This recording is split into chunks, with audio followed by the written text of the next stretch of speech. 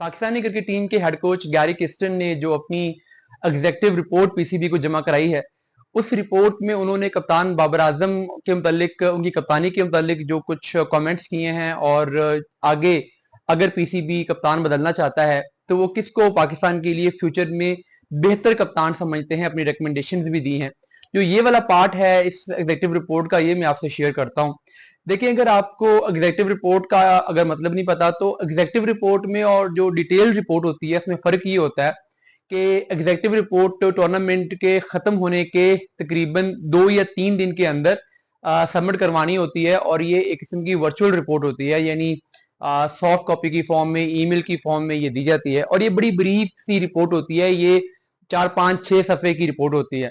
इसमें अपनी फाइंडिंग्स या रिकमेंडेशंस दी जाती हैं, लेकिन डिटेल्ड इवेंट्स इसमें एक्सप्लेन नहीं किए जाते। तो उसके बाद जब कोचेज, कप्तान, मैनेजर, ये सारे लोग जब टूर से वापस आ जाते हैं, तो उसके बाद इन्हें 2 हफ्ते मिलते हैं अपनी डिटेल रिपोर्ट, अपनी कॉम्प्रिहेंसिव रिपोर्ट सबमिट करवाने के लिए। तो ये जो रिपोर्ट थी, ये उनकी एग्जेक्टिव रिपोर्ट के कुछ पार्ट्स हैं जो कि बाहर आए हैं। इसमें जो बाबर आजम की कप्तानी के बारे में वो कमेंट करते हैं, तो वो ये कहते हैं कि बाबर आजम एक प्रोएक्टिव कप्तान नहीं थे। ये उन्होंने वर्ड यूज किया है। वो कहते हैं कि वो एक रिएक्टिव कप्तान है। प्रोएक्टिव कप्तान में और रिएक्टिव कप्तान में फर्क क्या होता है? आपको एक प्रॉब्लम नजर आई, आपने उस प्रॉब्लम को देखा, उसके बाद आपने उसका सोल्यूशन सोचा और आपने उसको सॉल्व करने की कोशिश की। ये होता है रिएक्टिव कप्तान, यानी जो रिएक्ट करता है जो उसके सामने चीज आ रही है। लेकिन जो प्रोएक्टिव कप्तान होता है, वो प्रॉब्लम के पैदा होने से पहले प्रॉब्लम को जज कर लेता है, प्रॉब्लम को फोरसी कर लेता है, पहले से प्रॉब्लम को देख लेता है कि ये मसला आने वाला है, और उस मसले के आने से पहले ही वो उसके लिए प्लानिंग शुरू करता है, उसके लिए सोल्यूशन ढूंढना शुरू करता है, जिसकी वजह से आमतौर पे जो प्रोएक्टिव कप्तान होते हैं वो प्रॉब्लम्स पैदा ही नहीं होने देते। तो वो कहते हैं कि बाबर आजम प्रोएक्टिव कप्तान नहीं है, वो रिएक्टिव कप्तान है, यानी वो सिचुएशंस को पहले से फोर्स ही नहीं कर पाते, फिर जैसी सिचुएशन आती है वैसे डिसीजन करते हैं। और उन्होंने ये भी कहा कि बाबर आजम के साथ जो प्लेयर्स की जो केमिस्ट्री है वो इतनी पॉजिटिव नहीं थी बाबर आजम में, और जो बाकी टीम के सीनियर प्लेयर्स हैं, शायद वो शाहीन अफरीदी का या बाकी लोगों का नाम लेना चाह रहे हैं, नाम उन्होंने मेंशन नहीं किए, लेकिन वो कहते हैं कि सीनियर प्रोज के साथ बाबर आजम की कम्युनिकेशन भी उतनी इफेक्टिव नहीं थी जितनी कि ये होनी चाहिए थी। तो कम्युनिकेशन का एक गैप भी वो देखते हैं बाबर आजम में और सीनियर प्लेयर्स में, जो कि हम सबको भी नजर आ रहा था, एक ओबियस था, एज अ फैन भी हम देख रहे होते हैं। अब अगला जो इसमें इंपॉर्टेंट पार्ट है कि वो ये कहते हैं कि टीम के अंदर कुछ चेंजेस, तो वो कहते हैं कि मैं डिटेल रिपोर्ट में रिकमेंड करूंगा।